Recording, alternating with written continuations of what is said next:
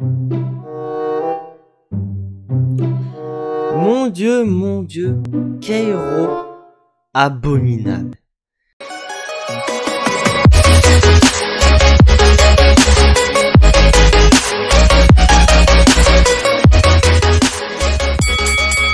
What's up les catch addictés, bienvenue dans cette nouvelle vidéo, c'est Jimbo et je serai votre commentateur aujourd'hui. Et aujourd'hui, on se retrouve pour les résultats du World du 1er mars 2021. Et la question qui tue, c'est est-ce que The Miz est toujours champion WWE? Nous allons voir ça ensemble et ça commence tout de suite. Donc là, je tiens à préciser, comme j'ai dit précédemment, ce Raw est abominable. Car voilà, nous avons le main event, bien sûr, qui a annoncé Bobby Lashley contre The Miz, qui défend son titre WWE. Donc ça y est, le fil rouge de la soirée, c'est comment The Miz allait s'en tirer pour pouvoir conserver son titre WWE. Est-ce qu'il va se faire disqualifier? Est-ce qu'il va y avoir des interventions?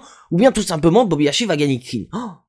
Ça, on verra ça dans la soirée. Et justement, on commence par le grand absent de la semaine dernière, le perdant d'Elimination Chamber, Drew McIntyre. Drew McIntyre qui rappelle qu'il est sorti vainqueur d'un Elimination Chamber match avec 5 anciens champions WWE, mais que suite à cela, il s'est fait défoncer par Bobby Lashley et le Miz en a profité pour cash in sa manette sur lui. Mais il dit que voilà, je reviens très fort, j'ai qu'un objectif en tête, c'est d'aller à WrestleMania. J'ai fait WrestleMania l'année dernière au Performance Center, j'ai amené le titre WWE au Thunderdome, j'y ai mis au feu, donc peu importe que ce soit Bobby Lashley, peu importe que ce soit The Miz, je reviendrai champion WWE. Et en parlant du champion WWE, nous avons The Miz, accompagné bien sûr de John Morrison, qui cherche plus ou moins à se sauver la mise vis-à-vis de Drew McIntyre. Parce que, en effet, The Miz explique que, j'avais une mallette, donc j'en ai profité, j'ai été opportuniste, Bobby Lashley t'a cassé la gueule, c'est normal, voilà, c'est une bonne guerre. Et le Miz lui dit, mais c'est pas contre moi, frère, que tu dois être énervé, c'est Bobby Lashley. Parce que sans Bobby Lashley, j'aurais peut-être raté mon cash-in et tu serais peut-être encore champion WWE au moment où nous sommes en train de discuter. Et donc, on voit clairement que le Miz tente de sortir le bon vieux dicton, il y a l'ennemi de mon ennemi et mon ami. Donc, il cherche pourquoi pas à s'attirer Drew McIntyre dans son camp et se dire, tiens, regarde, je suis The Miz, on a John Morrison, on a Drew McIntyre, donc les 3M, le clan de l'amitié, on peut faire face au Earth Business, on peut faire face à Bobby Lashley et à MVP pour pouvoir me permettre de conserver le titre WWE, s'il te plaît. Mais Drew McIntyre, il s'en bat les couilles. Il dit, mais frère, moi je m'en fous, tu t'es mis dans la merde tout seul avec Bobby Lashley, maintenant assume tes conneries et va dans mes niveaux t'affronter Bobby Lashley. Et donc nous avons après MVP qui arrive, qui lui dit, mais mec, frère, tu vas pas accepter l'offre quand même. Et Drew McIntyre dit, mais mec, l'année dernière, tu m'as fait une proposition pour rejoindre Earth Business, j'ai refusé. C'est pas la proposition du Miz que je vais accepter maintenant, frère. Je vais aller à WrestleMania par mes propres moyens, et que ce soit ton Bobby Lashley ou le Miz qui est là, je vais les défoncer et je vais repartir de WrestleMania en tant que champion WWE. Et donc, MVP annonce donc qu'à 9h du soir, donc heure américaine, le Miz va se faire battre par Bobby Lashley. Donc on voit clairement qu'on a le retour du fameux chronomètre qui va être là tout au long de la soirée. Attends, 9h, c'est pas l'heure du main event? C'est quoi ce délire? C'est pas censé être le main event ce match-là? Donc voilà, on a le chronomètre, voilà, c'est annoncé. Bobby Lashley le Miz à 9h du soir, heure américaine pour le titre WWE. Et là, d'un coup, nous avons Drew McIntyre qui est toujours avec Miz, The Miz qui essaie toujours de négocier avec Drew McIntyre. Et d'un coup, nous avons l'un des perdants d'Elimination Chamber, Sheamus qui arrive. Et donc, Sheamus qui défonce Drew McIntyre en disant, mais mec, le Miz, ça sert à rien que tu négocies avec lui. Le mec, c'est un égoïste. Il pense qu'à sa gueule, c'est le mec, il va pas penser aux autres. Il va pas t'aider pour conserver ton titre. Non, c'est l'inverse. Il va te défoncer pour qu'il récupère son titre et qu'il pense qu'à sa gueule. Et là, on va passer, je vais dire honnêtement, au top de la soirée, le premier match de la soirée, Sheamus contre Drew McIntyre. Et franchement, ce match, j'ai rien à dire. Il est excellent. Un bon 15 minutes entre Sheamus et Drew McIntyre, c'est limite le match qu'on aurait dû avoir, pourquoi pas, à Elimination Chamber en 1 contre 1. Le fameux match Sheamus-Drew McIntyre, parce qu'on voit vraiment qu'on a une rivalité entre les deux.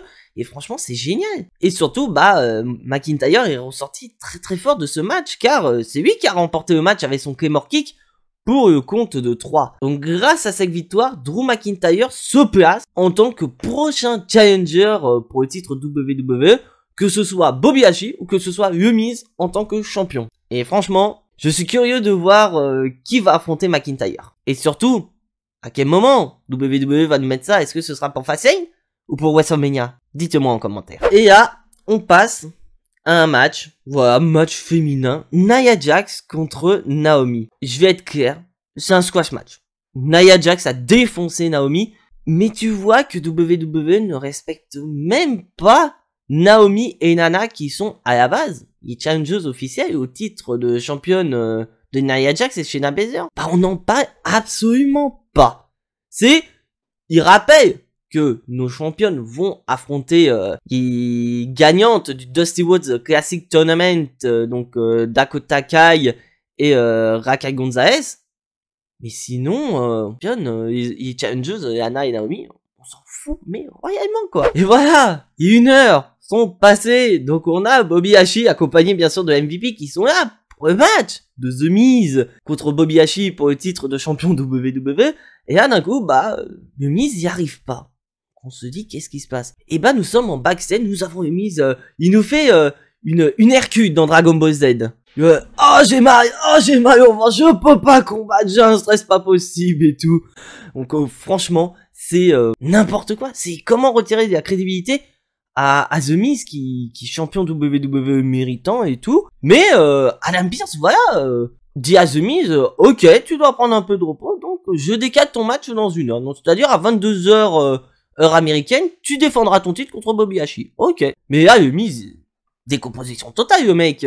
Parce qu'il pensait que le match allait être annulé, allait être reporté pour plus tard, mais non, c'est juste repoussé d'1 heure, frère. Donc prépare-toi. Et on repasse dans le ring avec le monstre parmi les hommes, Braun Strowman, le gros frustré de pas être dans l'Elimination Chamber match parce que monsieur est un ancien champion universel et non un ancien champion WWE. Il nous avait annoncé plus tôt dans la soirée que Braun Strowman fera équipe avec un partenaire mystère contre Earth Business, donc Shelton Benjamin et Cedric Alexander, pour les titres par équipe de champion de Raw. Mais Braun Strowman commence à s'énerver en disant voilà, j'ai pas été dans l'Elimination Chamber match, donc de ce fait, l'Elimination Chamber match est devenu très mauvais, et maintenant tu me colles un partenaire mystère pour affronter Earth Business pour les titres par équipe. Et donc nous avons Shane McMahon et Adam Pearce, voilà, Shane McMahon qui est en train de dire ok, t'as un problème avec l'autorité, voilà, tout ça parce que je t'ai pas mis dans l'Elimination Chamber match, etc. Et là, Braun Strowman dit tout simplement, mais Shane, tu vas pas faire équipe avec moi, frère, quand même. Et là, d'un coup, donc Shane McMahon dit, non, tu feras équipe effectivement avec un officiel WWE, mais avec un officiel avec qui tu n'as pas eu de problème depuis toujours, quoi, avec qui tu t'entends très bien. Donc, Shane McMahon annonce le partenaire à Braun Strowman, il s'agit d'Adam Pearce. Oui, vous m'avez bien entendu, Adam Pearce et Braun Strowman affronteront les champions par équipe, Cedric Alexander et Shelton Benjamin pour les titres par équipe. Ok. Donc Braun Strowman ça gêne pas, mais par contre Adam Pearce, visage décomposition totale, frère, parce que c'est le truc, mais mec, pourquoi tu m'as pas prévenu plus tôt, quoi? Parce que là, le mec, il savait pas du tout. Et donc Braun Strowman dit ok, mais il prévient Adam Pearce de, voilà, si jamais il nous fait perdre le match, ça risque de chauffer pour lui, il risque d'avoir les mains de Braun Strowman sur la tronche. Et là, on passe au match. J'ai commencé à flipper dans le match, parce que je me dis, vous n'allez pas nous faire comme en 2018 où Braun Strowman à WrestleMania 34 avec Nicolas a remporté les titres par équipe de Raw face à The Bar, Sheamus et Cesaro. Et durant le match, j'ai cru qu'ils allaient faire ça, parce que Braun Strowman domine totalement le match. Que ce soit face à Cedric Alexander ou Shelton Benjamin, il défonce tout le monde. Et donc, on se dit, bon, ils vont retirer le titre Earth Business. Je me dis, non, faites pas ça. Earth Business, c'est client WWE par excellence à l'heure actuelle. Et donc, Braun Strowman porte son Running Power Steam, donc je crois que c'est sur Shelton Benjamin. Et nous avons Shane McMahon qui dit, non, fais Roy Adam Pearce. Adam Pearce qui va faire le tomber. Mais ça va permettre, suite au relais, de permettre à Shelton Benjamin de remporter le match avec un roll-up. Donc gagnant de ce match est toujours champion de Raw, Earth Business. On voit clairement que ce match a pour but de mettre des tensions entre Shane McMahon et Braun Strowman. On risque d'avoir ce match-là à WrestleMania, c'est gros comme une maison. Mais après, je suis curieux de voir dans ce match, si jamais il y a lieu, quel spot aura Shane McMahon. Parce que c'est vrai, on connaît tous Shane McMahon, c'est WrestleMania, il va faire des spots pas possibles, on le connaît tous. Mais voilà, j'ai du mal avec cette rivalité Braun Strowman, Shane McMahon dans le cadre de l'autorité. J'ai toujours du mal. Et là, on passe à un nouveau match. Et Elias, accompagné bien sûr de Jackson Ryker contre Damian Priest et Bad Bunny. Et pourquoi nous avons ce match? Parce qu'en coulisses, nous avions Bad Bunny et Damian Priest qui sont interrompu par Jackson Ryker et Ayas. Voilà, bon, guerre de chanteurs quoi. Et franchement, bah le match, bien va, je vais aller direct, c'est Damien Priest qui remporte le match. Mais ok, c'est bien, ça permet de mettre Damien Priest en avant, mais c'est plus Bad Bunny qui est mis en avant dans ces matchs-là, alors que c'est Damien Priest quand même qui a plus de charisme de Bad Bunny. Donc j'aimerais bien vraiment que on en finisse du côté WWE avec Bad Bunny qui puisse se concentrer sur autre chose, parce que là, Bad Bunny, il est champion 24/7, mais tu regardes, personne n'est allé le chercher. Parce que il y a Damien Priest qui est à côté, qui est garde du corps de Bad Bunny. Et ça, c'est énervant. Et là, on passe au segment que j'ai largement adoré dans cet épisode de Raw. Nous avons Kaya Braxton qui interview Randy Orton par rapport aux faits de la semaine dernière. Et quels sont ces faits de semaine dernière? Randy Orton était en train de faire sa promo, et là d'un coup Randy Orton qui durant l'interview se sentait pas très bien, et donc s'est mis à cracher une substance noire. Donc Kaya Braxton revient sur ses faits. Et là Randy Orton donc envoie un avertissement à Alexa Bliss en disant que voilà, si elle continue avec ses conneries de ramener The Fiend, Randy Orton va s'en prendre à elle, mais Orton n'aura aucun remords suite à cela. Et là nous avons la télé qui s'allume et nous avons Alexa Bliss toujours dans ce cercle chimique avec une boîte à musique qui toujours voilà dans l'idée de tout simplement ramener The Fiend à la vie. Et là d'un coup nous avons une personne avec une capuche dans le noir qui arrive, et c'est Randy Orton. Randy Orton qui parle à Randy Orton. On a l'impression de se retrouver dans les années 90 avec Undertaker contre Undertaker.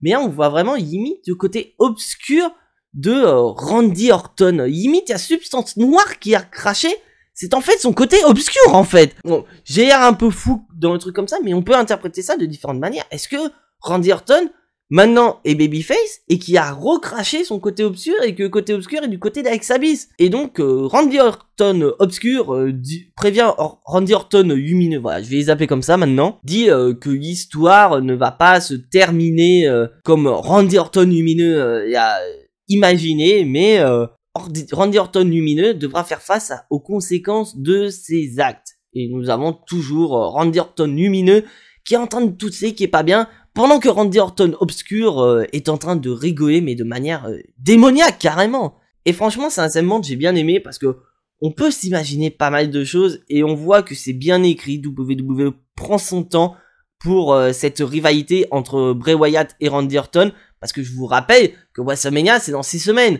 Donc au final, WWE doit faire patienter la rivalité entre Randy Orton et Bray Wyatt pour qu'on ait ce match à WrestleMania et non à Fastlane.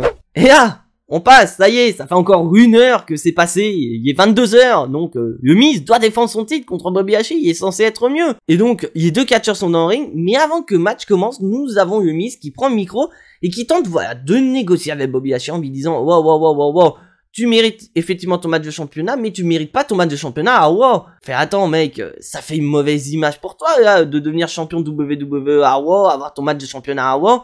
Bah, je te propose, voilà, WrestleMania. On s'affronte à WrestleMania, comme ça, tu auras le match que tu mérites sur la plus grande scène du monde, à WrestleMania 37. Mais Bobby Lashley et MVP, ils s'en foutent, non, ils veulent le match maintenant. Et donc, le match commence, et le match a duré 10 secondes. Oui, a duré 10 secondes, parce que tout simplement, le Miz est allé à l'extérieur, a récupéré son titre, et il s'est tiré. Il s'est tiré, donc jusqu'au compte de 10, donc 10, 12 secondes, ça a duré, donc... le Miz conserve son titre parce que voilà, il a été décompté à l'extérieur et Bobby Lashley, il est pas content parce que il veut son match de championnat. Et comment WWE décrédibilise à fond son champion? Voilà, il se barre, il y a queue entre les jambes carrément. Je suis désolé du ton, mais voilà, il s'est barré, il y a queue entre les jambes, vraiment comme un chemise. Et donc nous avons Bobby Lashley et MVP, voilà, qui sont pas contents, qui vont aller voir les figures d'autorité, ils vont aller voir Shane McMahon en disant, voilà, mais c'est inadmissible que Miz fasse ça, donc je veux mon match de championnat. Et donc Shane McMahon lui dit, t'auras ton match, ce sera le main event, mais je ferai en sorte voilà, que Miz ne recommence pas, parce que je rappelle que j'ai tous les droits. J'ai le droit de retirer le titre du Miz pour, si jamais ce dernier refait n'importe quoi. Et là, on passe dans le ring avec la reine, la partenaire de Asuka, je dirais même ex-partenaire de Asuka, Charlotte Flair. Donc Charlotte Flair, voilà, qui nous fait un petit détail des dernières semaines en disant que voilà, elle a été championne par équipe avec Asuka, maintenant Elle a été en rivalité avec Casey Evans, qui a viré son père, bref. Vraiment, montagne russe du côté de Charlotte Flair. Et donc, Charlotte Flair nous annonce effectivement que dans 6 semaines, il y a WrestleMania. Donc, elle nous dit que Bianca Belair a pris sa décision à SmackDown. Donc, elle affrontera Sasha Banks pour le titre de championne de SmackDown. Mais, du côté de Raw, qui va affronter Asuka pour le titre de championne de Raw? Et donc, Charlotte Flair dit clairement qu'elle veut Asuka pour WrestleMania. Et donc, Charlotte Flair rappelle que Asuka est blessée parce que, Asuka elle a quand même perdu une dent et s'est pris un coup de pied dans la gueule de la part de Shayna Baszler la semaine dernière. Donc, Charlotte Flair attend patiemment Asuka. Et nous avons les championnes par équipe, donc Shayna Baszler et Nia Jax qui commencent à critiquer Charlotte Flair en disant que elles ne veulent pas voir Charlotte Flair devenir challengeuse numéro 1 au titre de Asuka, mais que une des deux mérite plus que Charlotte. Et donc, on voit clairement que Nia Jax et Shayna Baszler sont en train de démonter Charlotte Flair en disant voilà, mais attends, t'es la fille de Ric Flair, t'as droit à tout, nanana, arrête de réclamer des matchs à tout bout de champ, parce que voilà, tu te vantes d'être la meilleure catcheuse de tous les temps. Et donc Charlotte Flair répond tout simplement, non, je suis pas la meilleure catcheuse de tous les temps, je suis Charlotte Flair. Et donc nous avons un face-à-face entre Charlotte Flair et les championnes, mais bien sûr à 2 contre 1, les championnes, elles ont l'avantage. Et on passe donc au match Charlotte Flair contre Shayna Baszler. On voit un match assez correct, voilà, c'est un match qu'on voulait voir il y a quelques années entre Shayna Baszler et Charlotte Flair. Bon, bien sûr, c'est Charlotte Flair qui remporte le match avec son Natural Selection, donc Charlotte Flair sort très très fort de ce match et se dit voilà, est-ce que je vais pouvoir affronter Asuka à WrestleMania. Et nous avons toujours les petites vignettes disant que We Are Whipped va bientôt faire ses débuts à Raw. Mais bordel, WWE, quand est-ce qu'elle va démarrer? Parce que je veux la voir démarrer. C'est pas Charlotte Flair que je veux voir en tant que challengeuse numéro 1 de Asuka. C'est Rhea Ripley que je veux voir en tant que challengeuse. Parce que voilà, Rhea Ripley à fond derrière elle pour WrestleMania, qui a eu son WrestleMania Moment qu'elle n'a pas eu l'année dernière. Et là, on passe à un match à 6 où nous avons Rétribution, donc T-Bar, Siab et Mace, avec bien sûr Mustafa Ali et Reckoning à côté, avec Luchaos Party, donc Lince Dorado et Grand Metalik, et le champion des États-Unis, Riddle. Oui, on est passé à autre chose du côté de Rétribution. Et le match, je vais être direct. Le match a été rapide, voilà, victoire de Luchaos Party et de Riddle sur les membres de Rétribution. Et d'un coup, nous avons Mustafa Ali, voilà, qui repète une gueulante, comme l'année dernière, et la semaine dernière, pardon, où il dit tout simplement, voilà, c'est le meilleur de Rétribution, et il va le prouver en défiant le champion des États-Unis, Riddle. Donc Riddle accepte, et on passe directement sur un Mustafa Ali contre Riddle. Bien sûr, je précise que le titre des États-Unis n'est absolument pas en jeu. Et le match, je suis assez surpris en fait, parce que c'est Mustafa Ali, bien qu'avec les distractions de ses larbins de Rétribution, parvient à battre le champion des États-Unis. Oui, il a battu Riddle. Et donc, d'un côté, il prouve que c'est lui plus fort de Rétribution, mais il peut se positionner en tant que futur challenger numéro 1 au titre des États-Unis de Riddle. Ça fait très très peur. Et franchement, j'ai pas envie de voir ce match-là, de voir Riddle défendre son titre contre Rétribution et surtout Mustafa Ali. Alors que Mustafa Ali, voilà, est un très bon catcheur, mais le voir en segment là avec Rétribution, ça me fait très très mal au cœur, quoi. Et là, on passe, ça y est, au main event de la soirée. Et bien sûr, voilà, le Miz qui cherche toujours et on voit toujours, voilà, le Miz qui essaie de trouver des astuces pour éviter d'affronter Bobby Lashley. Il va même aller voir Shane McMahon en disant que, voilà, il doit pas affronter Bobby Lashley. Il lui dit, voilà, est-ce que ça va être un match sans disqualification? Bref, mais le Miz, il est pas bien. Mais Shane McMahon lui dit, mais écoute, tu veux soutenir la WWE sur tes épaules? Tu veux aller à WrestleMania? Tu veux le respect? Va affronter Bobby Lashley, quoi. Et donc, au moment où on nous annonce les participants de ce combat, Shane McMahon arrive et annonce que il a pris les mesures nécessaires pour éviter le Miz d'aller à droite à gauche, de s'enfuir encore une fois, et il annonce que ce sera un Lumberjack match. Et le Miz, il est pas bien, parce que je vous rappelle le principe d'un Lumberjack match, où vous avez plusieurs catcheurs autour du ring, donc c'est ce qu'on appelle des bûcherons. Et donc le rôle de ces bûcherons, c'est de remettre les catcheurs qui sont à l'extérieur du ring, dans le ring, justement pour éviter les et tentative de fuite comme a fait Umiz tout à l'heure. Et là, bah, on passe au match. Le match, voilà, c'est un squash match. Umiz, il passe tout son temps à essayer de s'enfuir ou à attaquer Bobby Hashi dans le dos. Mais Bobby Hashi est beaucoup trop fort pour Umiz. Et donc, Bobby Hashi a démonté Umiz et a porté dans ce Hurtlock pour la soumission finale. Nous avons un nouveau champion WWE. Bobby Hashi, après 17 ans d'attente, remporte son premier titre de champion du monde à la WWE. Après avoir remporté le titre de champion des États-Unis, après avoir remporté 2 fois le titre de champion intercontinental, Bobby Hashi remporte son premier titre de champion du monde. Et franchement, je suis très séparé par rapport à cette décision, parce que ok, pour moi Bobby Hashi, il mérite largement son titre de champion WWE. Il est construit tellement fort, il est hyper crédible, donc c'est normal. Et puis surtout, on se dirige surtout sur un Bobby Hashi toujours champion à WrestleMania. Donc beaucoup de questions se posent par rapport à l'avenir de Bobby Hashi. Est-ce que Bobby Hashi va perdre son titre à WrestleMania parce qu'on se dirige sur un Drew McIntyre contre Bobby Hashi à WrestleMania? Et est-ce que Bobby Hashi va conserver contre McIntyre ou pas à WrestleMania? Et pour moi, voilà, Bobby Hashi est méritant largement. Mais on va passer sur un autre catcheur qui mérite et qui malheureusement n'est pas respecté. Il s'agit de The Miz. Parce que, à quoi ça a servi WWE d'avoir donné la manette à The Miz pour que ce dernier déjà se rate une première fois à TLC et parvient à cacher sa manette avec succès à Elimination Chamber, qui perd le titre 8 jours plus tard? Parce que je rappelle que Bobby Hashi a remporté le match d'une manière clean. Il n'y a pas eu d'intervention, bien que voilà, c'est un match en disqualification. On aurait pu avoir une intervention pour emmerder Bobby Hashi, parce que c'est ce que j'attendais. J'attendais, pourquoi pas, Drew McIntyre qui débarque, qui porte un Claymore Kick à Bobby Hashi pour permettre à The Miz de conserver ce titre, et on se serait dirigé sur un triple menace entre Bobby Hashi, Drew McIntyre et The Miz. Bobby Hashi aurait remporté le titre et on serait allé sur un Bobby Hashi contre Drew McIntyre à WrestleMania.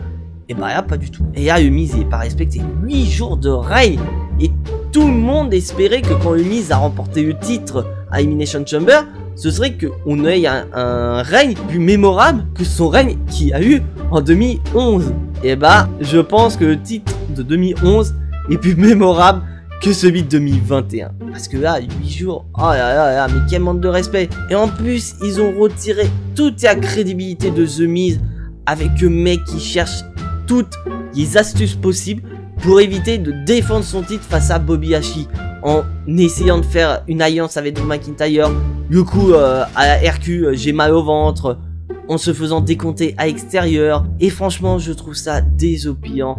Alors que c'est censé être ton fil rouge de Raw, parce que là, c'était vraiment le moyen de la part de WWE de nous maintenir en haleine. Déjà d'annoncer le premier match à 21 h, donc lors de la première heure. Annoncer le match à la deuxième heure, donc 22 h. Annoncer le troisième match à 23 h, donc en main event.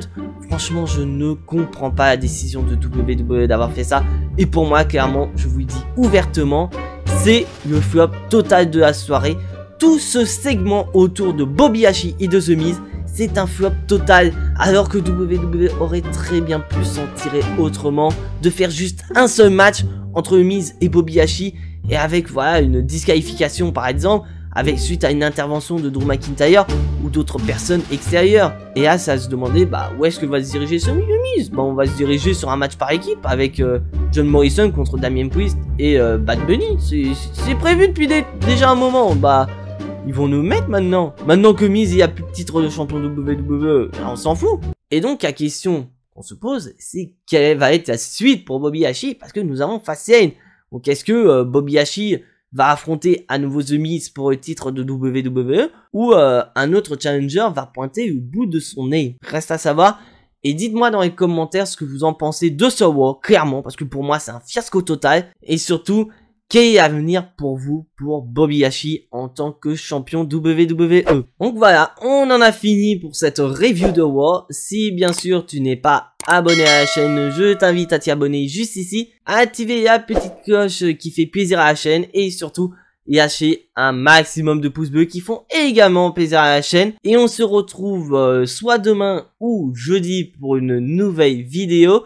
Donc Ce qui me ferait plaisir, c'est que vous partagiez à fond cette vidéo sur les réseaux sociaux, ça fait énormément plaisir. Et je vous rappelle que je compte organiser un nouveau concours sur la chaîne pour les 400 abonnés, dont nous sommes 362 sur la chaîne. Donc pour que les 400 abonnés arrivent plus rapidement et le concours arrive en même temps, c'est donc comme je vous ai dit, vous abonner, activer la cloche et faire partager à fond mes vidéos. Ça fait énormément plaisir quand vous faites ça. Et donc, en attendant, soyez tous très fiers d'être des catch addicts. Et n'oubliez pas que le catch, c'est la vie, le catch vie. C'était Jimbo et je vous fais à tous des bisous et à la prochaine.